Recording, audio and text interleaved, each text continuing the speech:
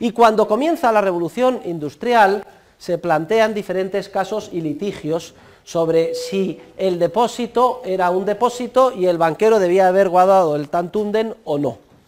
Y aquí tenemos que distinguir entre dos tradiciones del derecho: la tradición del common law o del derecho común de origen anglosajón y la tradición del derecho continental europeo de origen de derecho romano, de tradición de derecho romano. Entonces, lamentablemente, el common law se va formando, como ustedes saben, en base al precedente, y cuando hay una sentencia se utiliza como precedente para, si se da un caso similar, fallar, es decir, dar una sentencia utilizando los mismos razonamientos, y así sucesivamente. Pues lamentablemente en Inglaterra hay un caso famoso en 1848 que falla Lord Cottenham, un famoso juez inglés, es el caso de Foley versus Hill, donde se plantea si estaba o no legitimado un banquero para apropiarse de lo depositado a la vista y prestarlo a terceros. Y entonces falla erróneamente este juez diciendo que sí que podía el banquero prestarlo a terceros porque lo que había recibido no era un depósito, sino que era un préstamo. Tengan en cuenta que los jueces deciden muy presionados por las circunstancias particulares del caso y por la práctica generalizada que creen ver a su alrededor. El derecho común inglés es un derecho excesivamente sesgado hacia los fallos jurisprudenciales, es decir, de los jueces, al margen de la puridad doctrinal y teórica de la institución. Y sobre todo es muy peligroso, porque basta con que un juez se equivoque, o se equivoquen uno o dos jueces al principio, para que ya sesguen erróneamente todas las decisiones que vengan posteriormente, sucesivamente, siglo tras siglo. ¿De acuerdo? Luego,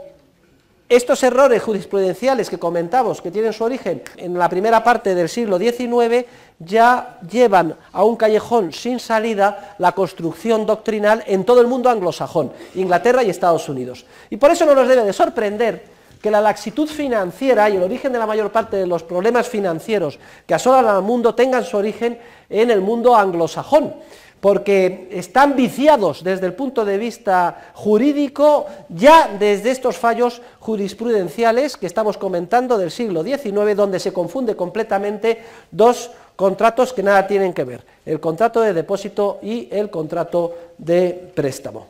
Esta corriente jurisprudencial del common law, confundiendo el contrato de depósito con el contrato de préstamo, y que, repito, es de rancio abolengo por culpa de la institución del depositum confessatum, la contrasto, la pongo en contraste con el clarísimo posicionamiento jurisprudencial también en el mundo anglosajón en relación con otros depósitos de bien fungible. Por ejemplo, los depositarios de grano americanos, que en la década de los 60 del siglo XIX se apropiaron de parte de los depósitos de grano que custodiaban para especular con ellos en el mercado de Chicago. Aquí sí, en los correspondientes litigios, los jueces fallaron correctamente, indicando que ese depósito de bien fungible de grano o de trigo era un depósito y por tanto la obligación del depositario era mantener continuamente el 100% a disposición, es decir, la totalidad del tantundem a disposición del depositante. ¿Por qué, se pregunta Rothbard, los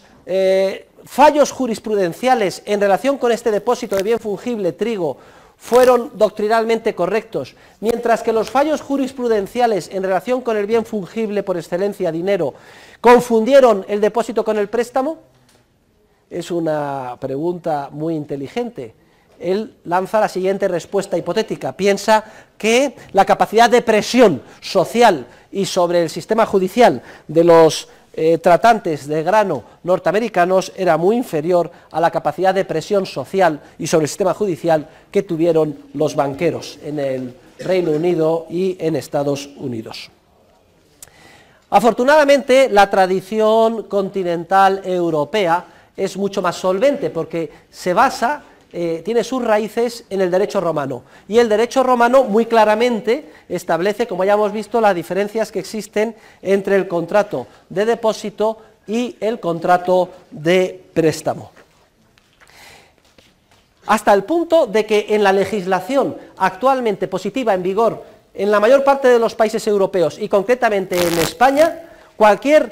depositario que reciba un bien fungible y no mantenga el coeficiente del 100%, comete un delito de apropiación indebida. Y concretamente, en el derecho penal español está castigado con 4 años de cárcel. Solamente unos agentes económicos concretos, los banqueros, tienen un privilegio para actuar con reserva fraccionaria, privilegio que está expresamente incluido, tomen nota, en el artículo 180 del Código de Comercio Español, donde se establece que los banqueros, y solo ellos, depositarios de dinero que se les haya depositado a la vista, podrán mantener un coeficiente de caja, dicen, del 25%, de la cuarta parte. Esta referencia de este artículo que está en vigor del Código de Comercio ha quedado hoy en día obsoleta. Es un anacronismo, porque como consecuencia de la entrada de España en la Unión Europea, el coeficiente de caja para los bancos, para todos los bancos privados de la Unión Europea, ha quedado reducido al 2%, en vez de al 25%, como se establecía en el Código de Comercio. Y es un anacronismo porque, en realidad, tiene su origen este artículo en lo establecido en la ley bancaria que se promulgó a instancias del ministro de Hacienda, José Echegaray, en el año 1873. Bueno, pues José Echegaray, que además fue premio Nobel de literatura,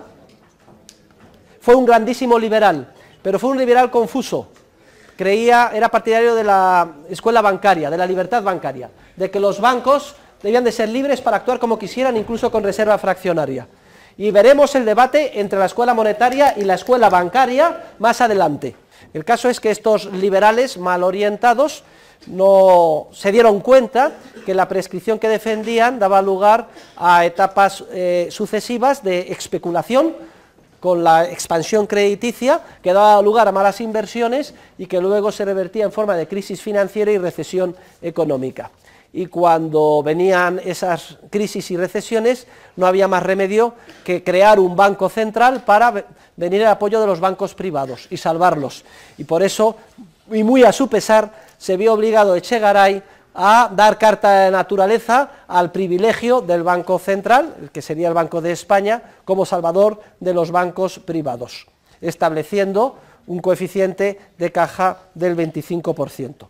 En la legislación anterior bancaria española del siglo XIX, el coeficiente de caja era del 33%. Hubo una ley bancaria previa que fue 5 años después de la famosa Pillsbury Act inglesa de 1844, que fue la ley bancaria de Alejandro Mon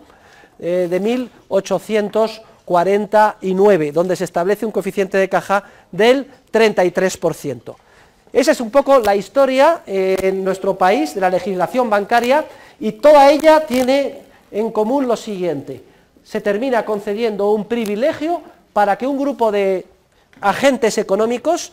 y solo los banqueros, puedan operar al margen de los principios generales del derecho con un coeficiente de reserva fraccionaria que históricamente comenzó siendo 1/3, luego pasó al 25%, así sigue mencionado en el artículo 180 del Código de Comercio, y actualmente ha terminado siendo el 2% desde la entrada en vigor del euro para España, desde la entrada de España en la Unión Monetaria.